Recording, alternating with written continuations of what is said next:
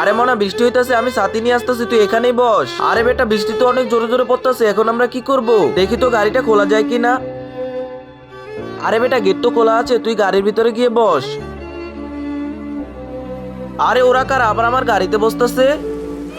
আরে ভিখারি, তোকে এত বড় সাহস কে দিয়েছে তোর ছেলেকে আমার গাড়িতে বসাস? আরে ম্যাডাম বাইরে অনেক বৃষ্টি হচ্ছে আর আমার ছেলের অনেক জ্বর, এই কারণে আপনার গাড়িতে বসিয়েছি।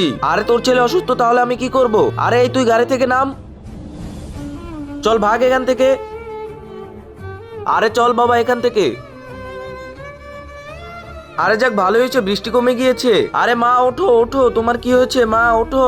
আরে মনা তুই গিয়ে কাউকে ডেকে আন আমাদের সাহায্য করার জন্য। আরে এখানে কি হয়েছে? আরে বাবা এত সেই আন্টি যে কালকে আমাকে গাড়িতে উঠতে দেয় নাই। বাবা তুমি ওর কোনো সাহায্য করবে না?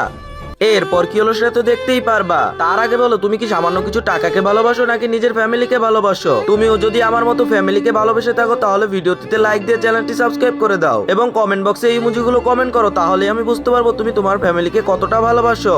আরে না বাবা, আজকে যদি আমি একে না বাঁচাই তাহলে এ মরে যাবে আর আমি এটা করতে পারবো না। আরে আঙ্কেল আপনি আমার মাকে বাঁচিয়ে দিন না। আরে ভাই সাহেব আপনি আমাকে মাফ করে দিন, আমি আপনাকে অনেক কথা বলেছি।